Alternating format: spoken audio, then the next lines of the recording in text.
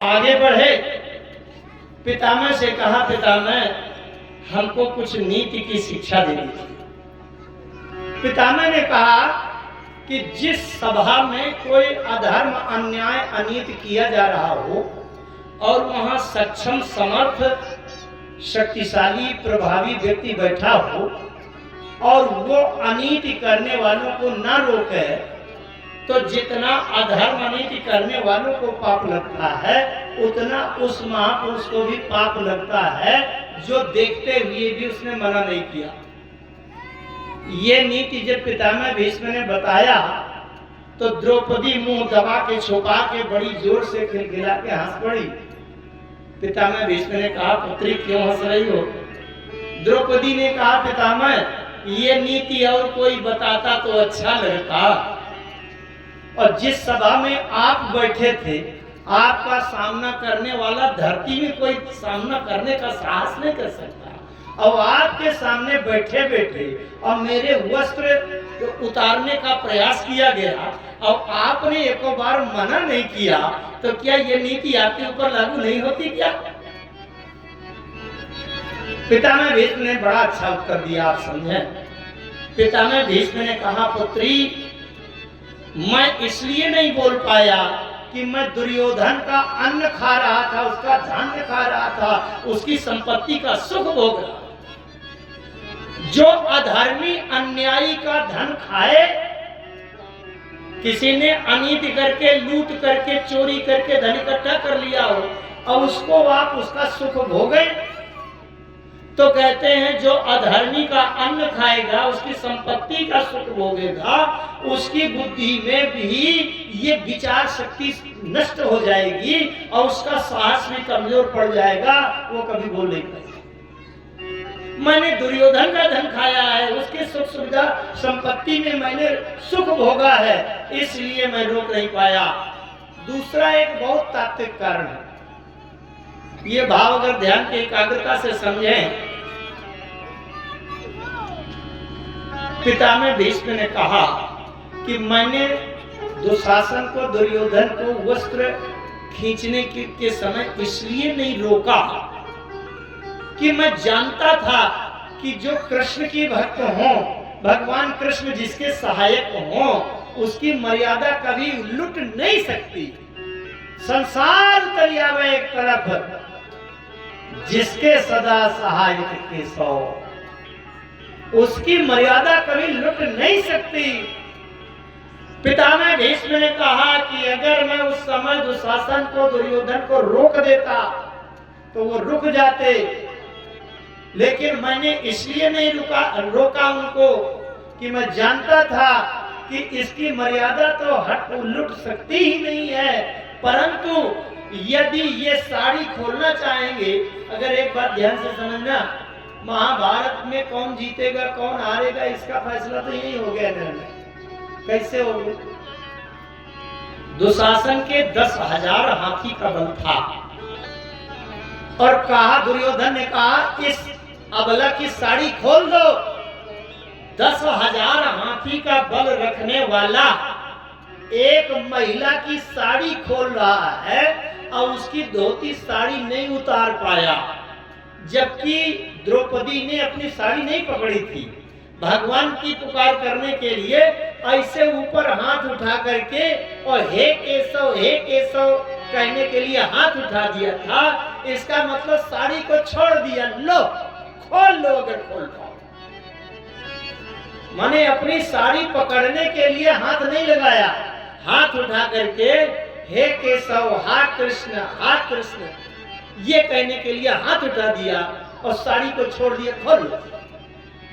ध्यान से समझना, 10,000 हाथी का बल रखने वाला दुशासन एक अबला स्त्री के जो साड़ी नहीं खोल पाया, तो जब बड़े बड़े महारथी सामने खड़े हो जाएंगे तब ये क्या कर पाएंगे? एक महिला से नहीं जब इतना काम कर पाए। ओ लाज रखो मोरी गिरधारी, लाज रखो मोरी गिरधारी।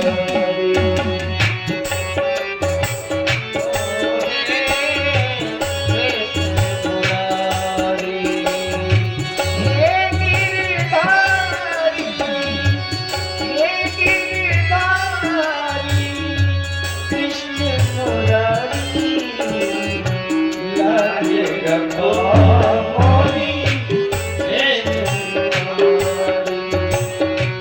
लाज रखो है कृष्ण मुरारी।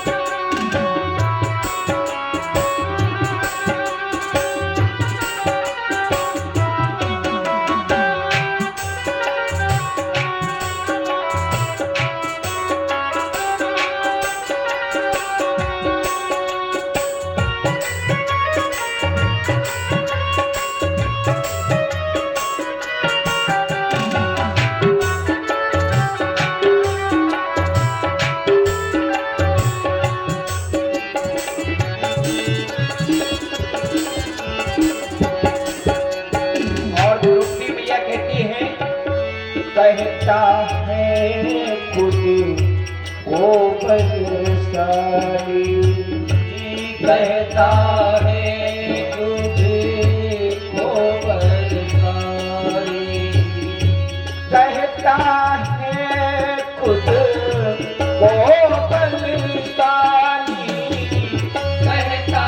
है खुद को बरसाई, कहता है खुद को बरसाई।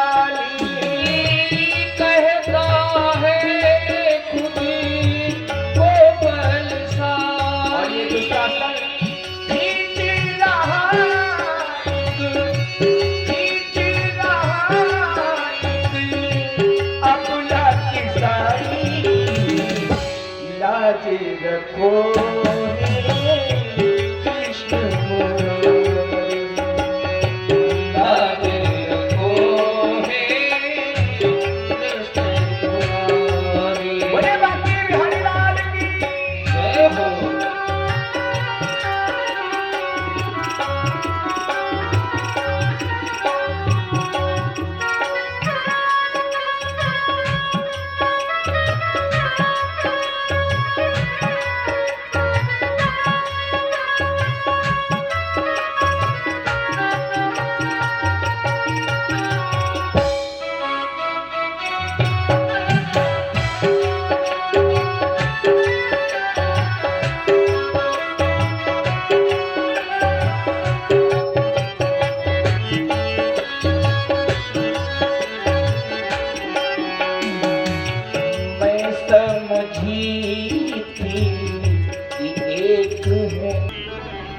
दुशासन दुर्योधन को ये पता चल जाए कि जब हम इसकी साड़ी नहीं खोल पाए तो इसका कोई ना कोई इतना महान रक्षक है कि हम इनके सामने टिक नहीं पाएंगे, इनको नष्ट नहीं कर पाएंगे, इनको पराजित नहीं कर पाएंगे, तो शायद उनकी सोच बदल जाए, बुद्धि बदल जाए और अन्याय अधर्म करने से रुक जाएं, तो इनका सर्वनाश बच जाए। इसलिए मैंने नहीं रोका कि जब ये देख लेंगे कि हम ये काम नहीं कर पाए, वस्त्र नहीं हटा पाए एक अबला स्त्री से, तो हम इनके सामने कैसे जीतेंगे। इनका कोई ना कोई ऐसा शक्तिशाली रक्षक है, तो जब इतना बड़ा रक्षक है तो इनसे युद्ध करके जीत नहीं पाएंगे, तो शायद ये सोच करके ये अधर्म करने से रुक जाएं, तो इनका सर्वनाश होने से बच जाए। इसलिए मैंने नहीं रोका। ये पितामह भीष्म ने कहा। भगवान कृष्ण से पितामह भीष्म ने कहा, वासुदेव, मैं अपनी पुत्री का कन्यादान करना चाहता हूं आपसे। आप लोगों को पता है सबको संसार में कि पितामह भीष्म ने विवाह नहीं किया, तभी उनका नाम भीष्म पड़ा। आजीवन ब्रह्मचर्य रहने की प्रतिज्ञा की थी। भगवान कृष्ण सभी आश्चर्य में हुए कि पितामह आपकी पुत्री कहाँ है। बोले, हाँ, एक मेरी बिटिया है, पुत्री है, उसका कन्यादान नहीं हो पाया। मुझे इच्छा है कि मरते मरते उसके पहले कन्यादान करके निश्चिंत हो जाऊं। पितामह भीष्म कहते हैं, ये मेरी बुद्धि ही मेरी कन्या है। संसार में हम आप लोग सामान्य लोग अपनी बुद्धि को कई कई जगह हम कन्यादान कर देते हैं, अपनी बुद्धि का दान कर दे देते हैं। कहाँ? व्यापार में कुछ बुद्धि लगा दिया, कुछ खेती में लगा दिया, कुछ लड़ाई झगड़ा में लगा दिया, कुछ चुनाव कैसे जीतेंगे इसमें बुद्धि लगा दिया। लेकिन पितामह भीष्म कहते हैं संसार में मैंने अपनी बुद्धि रूपी कन्या कहीं नहीं लगाया, अभी ज्यों की त्यों है। हे परमेश्वर, हे परमात्मा, हे वासुदेव, मैं अपनी बुद्धि रूपी कन्या को आपको सौंपना चाहता हूँ। माने हमारी जितनी बुद्धि सोच लगन है वो परमात्मा में लग जाए और भगवान में लगन लगा के बुद्धि लगा के प्राण छूटे, उसका सीधे ब्रह्म में लीन होगा और परमात्मा में ही समा जाएगा, उसे संसार में भटकना नहीं पड़ेगा। ये पिता ने कहा इतिमति रूपी कल्पता वितृष्णा भगवती सात्वत पुंगे विभूमि। ये श्लोक कह करके पितामह भीष्म अपनी बुद्धि सौंपते हैं भगवान कृष्ण के समक्ष, अपने प्राण के शरीर से अंतिम श्वास विदा करके भगवान में लीन हो जाते हैं। भगवान द्वारकापुरी गए, द्वारकापुरी में जा करके